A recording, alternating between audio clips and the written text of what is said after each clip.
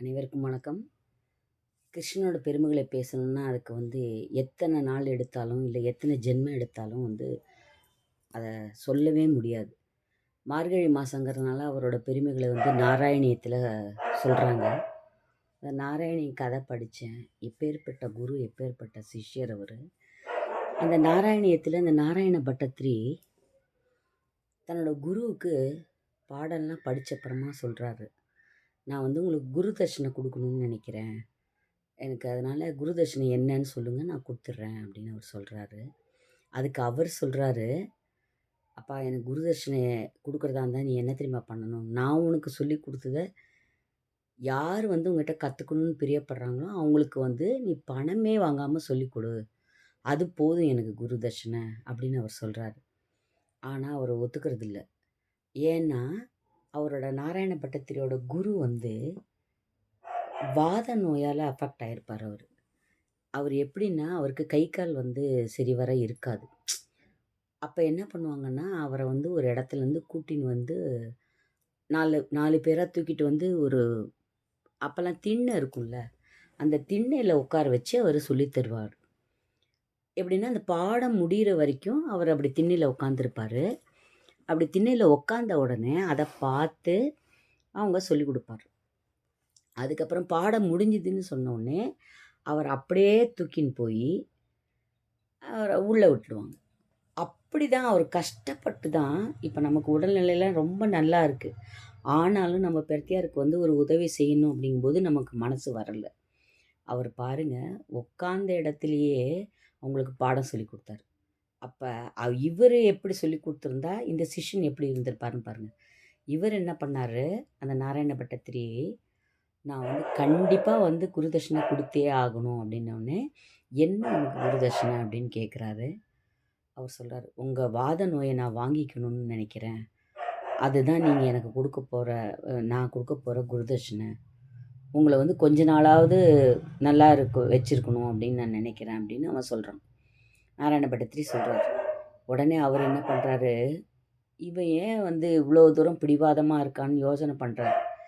அப்ப இது டக்குன்னு பின்னால பார்த்தாங்கன்னா, அந்த குருவாயூர் மயிர்பீலியோட அவ்வளோ ஒரு அழகான மஞ்சள் பீதாம்பரத்தில அவ்வளோ அழகா அவருக்கு காட்சி குடுக்குறார். யாருக்கு? இந்த நாராயண பட்டத்திரியோட குருவுக்கு அவரோட வீட்டு வாசல்ல ஒரு செகண்ட் தரிசனம் குடுக்குறாரு.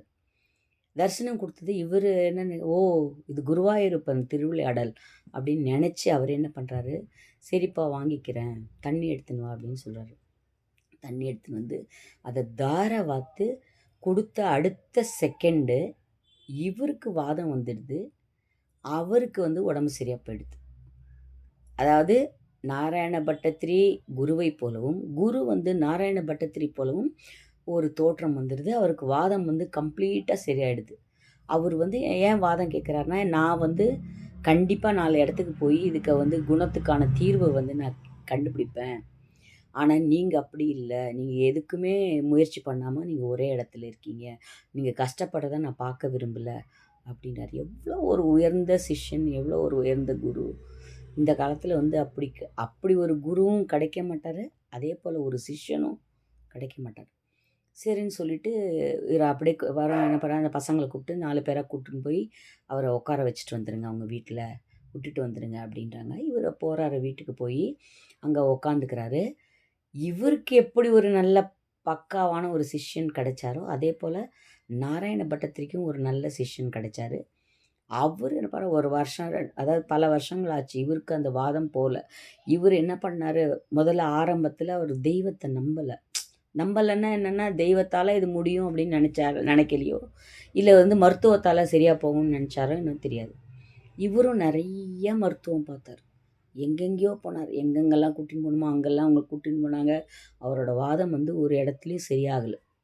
அப்ப அவரோட சிஷ்யன் என்ன பண்ணான், ஒரு பிரபல ஜோசியர் இருந்தாரு அப்ப அவரோட காலகட்டத்தில. அவர் என்ன பண்றாரு, "நான் போய் அந்த ஜோசியர்ட்ட போய் கேட்டுன்னு வந்துடுறேன். என்ன பண்ணணும்னு" அப்படின்னு சொல்லிட்டு இவன் போறான். போயிட்டு, "எங்க குருவால வர முடியாது. ஆனா அவர் கஷ்டப்படுறத என்னால பார்க்க முடியல. இதுக்கு ஏதாவது தீர்வு இருக்கா அப்படின்னு சொல்லி அவன் கேட்கும்போது அவர் சொல்கிறாரு, மச்சத்தை தொட்டு அவர் பாடினாக்கன்னா இது வந்து குணமாயிடும் அப்படின்னு சொல்கிறார். மச்சத்தை தொட்டு ஏன் பாட சொல்கிறாருன்னா உங்களுக்கு முதல்ல அதோட மீனிங் அவங்களுக்கு புரியல. பலவாறாக யோசனை பண்ணுறார். எதுக்கு மச்சத்தை தொட்டு பாட சொல்கிறாரு, எதுக்கு சொல்கிறாருன்னு அவருக்கு புரிஞ்சிக்க முடியல.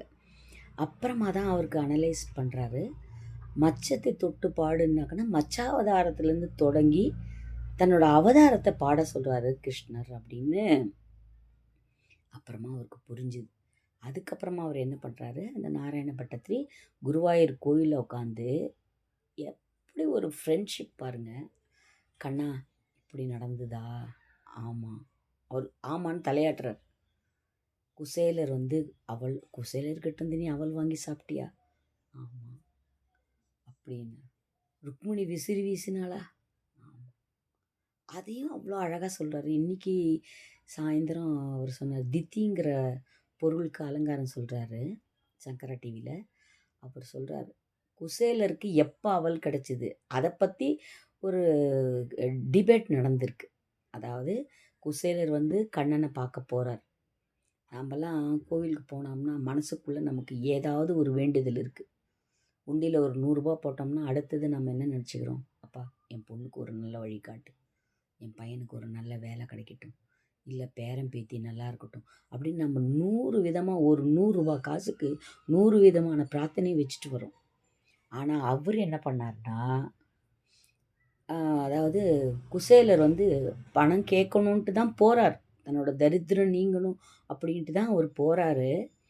ஆனால் அவர் போன உடனே கிருஷ்ணர் எப்படி நடந்துக்கிட்டாருன்னா, நல்லா கட்டி பிடிச்சி அவரை வரவேற்று அவரை சிம்மாசனத்தில் உட்கார வச்சு அவரோட அதாவது அர்க்கியம் கொடுத்துன்னு சொல்லுவாங்க, 16 விதமான ஷோடச உபசாரங்கள்லாம் பண்ணி அவர் காலை வந்து பாத கழுவி அந்த நீரை வந்து அவங்க 2 பேரும் தெளிச்சுக்கிறாங்க. யார்? கிருஷ்ணனும் ருக்மிணியும் எல்லாம் தெளிச்சுட்ட அப்புறமா அவர் சாப்பிட்டு ஈட்டு எல்லாம் பண்ண அப்புறமா ருக்மிணியை விசிறி வீச சொன்னார்.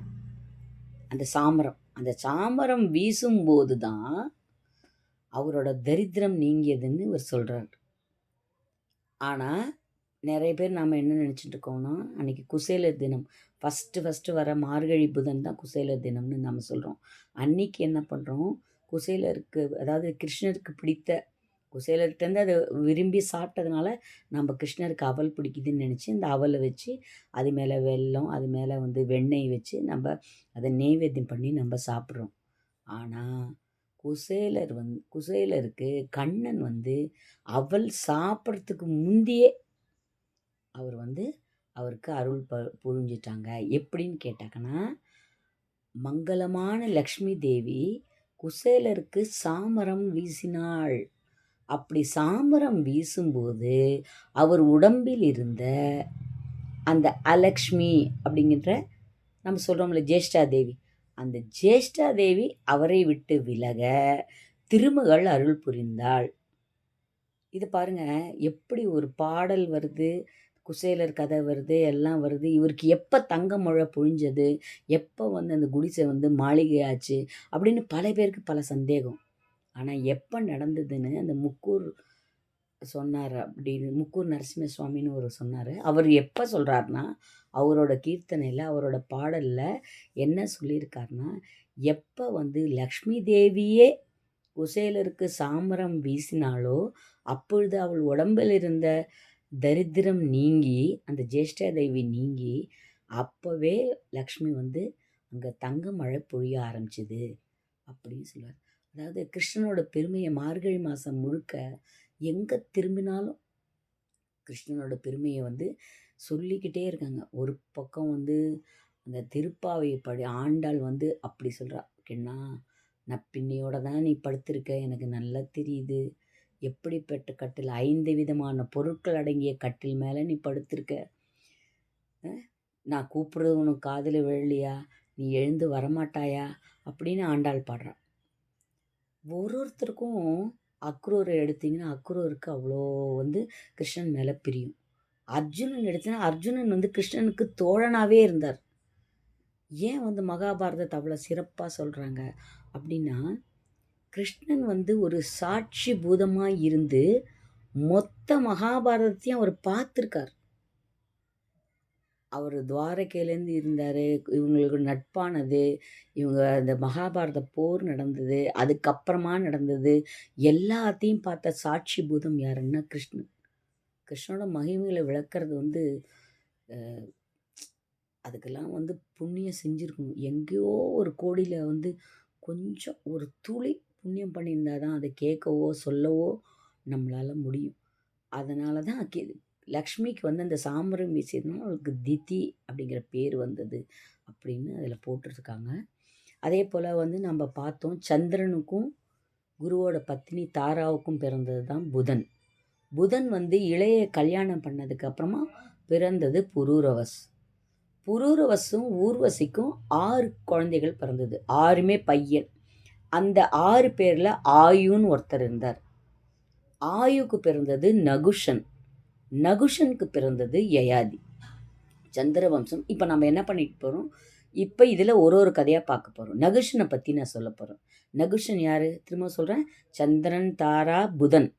சந்திரனுக்கும் தாராவுக்கும் பிறந்தது புதன், புதனுக்கும் இளைக்கும் பிறந்தது புரூரவஸ். இந்த புரூரவஸ் ஊர்வசியை கல்யாணம் பண்ணிக்கிறான். புரூரவஸ் வந்து மனிதர், ஆனால் ஊர்வசி வந்து தேவகன்னிகை, அப்சரஸ்.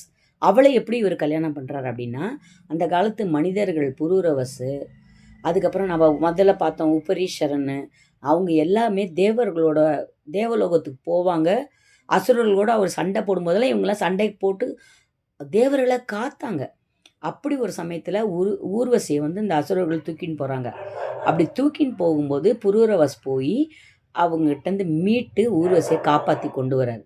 அப்படி காப்பாற்றி கொண்டு வந்து இந்திரன் கிட்ட ஒப்படைக்க போகும்போது இந்திரன் சொல்கிறாரு, இது நீ ஜெயித்த பொருள், அதனால் ஊர்வசி உனக்கு சொந்தமானவள், நீ கல்யாணம் பண்ணிக்கோன்னு சொல்கிறார். அப்புறம் புரூரவசும் ஊர்வசியும் சேர்ந்து ரொம்ப சந்தோஷமாக இருந்தாங்க. அவங்களுக்கு 6 பையன்கள் பிறந்தாங்க. அந்த 6ல் 3வது பையன் பேர் தான் ஆயு. அந்த ஆயுக்கு பிறந்தது நகுஷன், நகுஷனுக்கு பிறந்தது தான் யயாதி. யயாதி இப்போ நான் சொன்னவங்க எல்லாருமே மிகச்சிறந்த வீரர்கள். அந்த நகுஷன் வந்து எப்படி பிறந்தான், அந்த நகுஷன் கதை சொல்லும்போது யயாதி கதை வருது. நகுஷன் எப்படி பிறந்தான், என்ன செஞ்சாங்க அப்படின்னு வருது. நகுஷன் வந்து நான் ஆயுக்கு பிறந்தாங்கன்னு சொன்னேன். அந்த நகுஷன் என்ன பண்ணான், பூமியில் மிக பெரும் வீரனம். அவனை மாதிரி வந்து ஒரு சக்கரவர்த்தி யாருமே இல்லை. அவன் எங்கே போனாலும் ஜெயிச்சுன்னு வருவான். ஏன்னா அவன் 1000 அஸ்வமேத யாகம் செஞ்சான். 1000 அஸ்வமேத யாகம் செஞ்சால் இந்திர பதவி கிடைக்கணும். அந்த காலத்தில் வந்து அவங்க இந்திர பதவி கிடைக்கணுங்கிறதுக்காக அவன் பண்ணலை. அவன் வந்து பெரிய சக்கரவர்த்தியாக இருந்தான். அதனால் அவன் என்ன பண்ணான், அஸ்வமேத யாகம் பண்ணான். அப்படி 1000வது அஸ்வமேத யாகம் பண்ணின உடனே அவனுக்கு இந்திர பதவி கொடுத்துட்டாங்க. இந்திரன் வந்து வேறு இடத்துக்கு போயிட்டான். இவர் என்ன பண்ணார், இந்திர பதவி கிடைச்ச உடனே இவர் வந்து கீழே விட்டுட்டு மேலோகத்துக்கு போய் அந்த இந்திர சிம்மாசனத்தில் உட்காந்துட்டு ஒரே அட்டகாசம்தான். இந்த அசுரர்களோட அவங்க கூட சண்டை போடுறது, அந்த தேவர்களோட என்ன சொல்கிறது, தேவர்களை வந்து துன்பப்படுத்துதல், அந்த மாதிரி இருந்தார். ரொம்ப கர்வத்தோட, இந்திரனே நம்ம ஜெயிச்சிட்டோம் அப்படிங்கிற கர்வத்தோட அவர் வந்து நகுஷன் இருந்தார். அப்படி இருக்கும்போது ஒரு நாள் வந்து தான் பக்கத்தில் உட்காந்துருக்கும்போது அந்த சிம்மாசனத்தை பார்க்குறாரு. சிம்மாசனத்தை பார்த்த உடனே இது யாருடைய சிம்மாசனம்னு கேட்டார். கேட்ட உடனே அவங்க என்ன சொன்னாங்க, இது இந்திரனோட ராணி இந்திராணியோட சிம்மாசனம் அப்படின்னோடனே, இப்போ ஏன் இந்திராணி வந்து உட்காரலன்னு கேட்டார். அது முன்னாடி இருந்த இந்திரனோட மனைவி இல்லையா, அதனால் அவங்க வரலை அப்படிங்கிற மாதிரி சொன்னோடனே, இப்போ நான் தானே இந்திரன், அப்போ அந்த மனைவியும் எனக்கு சொந்தம் தானே, அதனால் இந்திராணியை வர சொல்லுப்போ அப்படின்னு சொல்லி இவன் ஆளை அனுப்பினான். அங்கே போய் கூப்பிட்ட உடனே அவள் என்ன சொன்னால், அவளுக்கு தெரியும் இது என்ன பண்ணுறது, என்ன சிச்சுவேஷன், இது எப்படி சமாளிக்கிறதுன்னு யோசனை பண்ணி அவள் என்ன பண்ணா, எப்போவும் என்னை எப்படி கூப்பிட்டு போவீங்க அப்படின்னு கேட்டாள். எப்போவுமே வந்து சப்த ரிஷிகள் வந்து அந்த இந்திரன் வந்து அந்த சப்த ரிஷிகள் இருக்கிற அந்த பல்லாக்கில் வந்து அந்த இந்திராணியை கூப்பிட்டுட்டு அந்த பல்லாக்கில் ஏற்றின்னு தான் போவாள். அது மாதிரி என்னை சப்த ரிஷிகள் பல்லக்கில் ஏற்றின்னு நகுஷன் வரட்டும், அவர் வந்து என்னை கூப்பிடட்டும், எப்பவும் போல் வர்ற மாதிரி வந்தீங்கன்னா நான் வரேன் அப்படின்னு அவள் சொல்கிறான். உடனே இந்த நகுஷன் என்ன பண்ணுறான், அவனுக்கு வந்து இந்திராணி அழகு பற்றி அவன் கேள்விப்பட்டிருக்கான் இல்லையா, அதனால் அவன் என்ன நினச்சான், சரி இந்திராணி நமக்கு சொந்தன்னொடனே அவனுக்கு அந்த காம எண்ணங்கள் மிகுதியாக இருந்தது. இந்திராணி எப்படியும் நம்ம கல்யாணம் பண்ணியே ஆகணும் அவளை வர வச்சிடணும் அப்படின்னு நினச்சி இவன் என்ன பண்ணுறான், அந்த 7 சப்தரிஷிகளை கூப்பிட்டான். உங்களுக்கு தெரியும், அகத்தியர் உட்பட சப்தரிஷிகள், வசிஷ்டர், அவங்க 7 பேர் வராங்க. வந்த உடனே இவன் என்ன பண்ணான், பல்லாக்கில் போய் உட்காந்துனான். போ போ போ போ, இந்திராணி பார்க்கணும் அவனுக்கு, பார்த்துட்டு வந்து அவளை கூட்டின்னு வந்து தன்னோட பக்கத்தில் சிம்மாசனத்தில் உட்கார வச்சிடணும்னு இவன் என்ன பண்ணான், வேகமாக போனான். சரியான வேகத்தில் போக சொன்னான். அவங்க வேகமாக தான் நடக்கிறாங்க. இருந்தாலும் அந்த வடமொழியில் சர்ப்ப சர்ப்ப சர்ப்ப சர்ப்ப அப்படின்னு அவன் சொல்லிக்கிட்டே போனான். அப்படி சொல்லிக்கிட்டே போகும்போது அகத்தியர் வந்து ரொம்ப குள்ளம். அந்த 7 சப்தரிஷிகளை அகத்தியர் வந்து ரொம்ப ஷார்ட்டு. அவரால் என்ன பண்ணுறேன், இவனோட ஸ்பீடுக்கு ஈடு கொடுக்க முடியல. இவங்க சொல்கிற வேகத்துக்கு அவர் பிடிச்சிருக்கிற கட்டை வந்து முன்னால் கொஞ்சம் தாழுமா, முன்னால் வேற இருந்தாரா, அவன் என்ன பண்ணான், சர்ப்ப சர்ப்ப சர்ப்பன்னு இவர் சொல்லிக்கிட்டே என்ன பண்ணால் காலால் அந்த பல்லக்கை வந்து அழுத்துறான். அப்படி அழுத்தும்போது அவருக்கு வந்து தோள்பட்டையில் பட்டு அவருக்கு வலியும் வேதனையும் அவருக்கு உருவாகுது. அவர் கோவத்தில் என்ன பண்ணார், எப்போ நீ சராசரி மனுஷன் போல சர்ப்ப சர்ப்ப சர்ப்பன்னு நீ சொன்னியோ, இந்த கணமே நீ சர்ப்பமாக கடவாய் அப்படின்னு சொல்லி உனக்கு சாபம் கொடுத்துறாரு. அப்படி சாபம் கொடுத்தோடனே நகுஷன் அந்த க்ஷணமே அவர் வந்து சர்ப்பமாக மாறிடுறான். சர்ப்பமாக மாறி கீழே விழுந்துடுறான். கீழே விழுந்தப்புறமா அவனுக்கிட்ட யாருக்கிட்டேருந்து அவனுக்கு வந்து மோட்சம் கிடைக்குதுன்னா, பீமன் வந்து கடைசியில் அது நிறைய அத்தியாயம் கழித்து தான் வருது. பீமனால் அவனுக்கு சாப விமோச்சனம் கிடைக்கிது. அப்படி அவன் சர்ப்பமாக விழுந்த இடம் எதுன்னு கேட்டால், யயாதியோட பேர பசங்களாம் விளையாடிக்கிட்டே இருக்காங்க. அந்த இடத்துல மேலேருந்து தொப்புன்னு போய் அவன் பாம்பாக விழறான். அப்படி விழும்போது அவங்க கேட்குறாங்க, நீ யார், என்ன, எங்கேருந்து வர அப்படிங்கும்போது அந்த டீட்டெயில்ஸை வந்து அந்த பேர குழந்தைங்கள்ட்ட நான் சொல்கிறேன். கதை பிடிச்சிருந்தா லைக் பண்ணுங்கள், சப்ஸ்கிரைப் பண்ணுங்கள், ஃப்ரெண்ட்ஸ்க்கு ஷேர் பண்ணுங்கள். டெய்லி வந்து கிருஷ்ணனோட பெருமையை வந்து என்னால் முடிஞ்ச வரைக்கும், எனக்கு தெரிஞ்ச வரைக்கும், என்னோடய சிற்றறிவுக்கு எட்டிய வரை நான் சொல்ல முயற்சி பண்ணுறேன். எனக்கு நான் என்ன விதமாக புரிஞ்சுக்கிறேனோ அந்த விதமாக சொல்கிறேன். பிடிச்சிருந்தா லைக் பண்ணுங்கள், சப்ஸ்கிரைப் பண்ணுங்கள். நன்றி, வணக்கம்.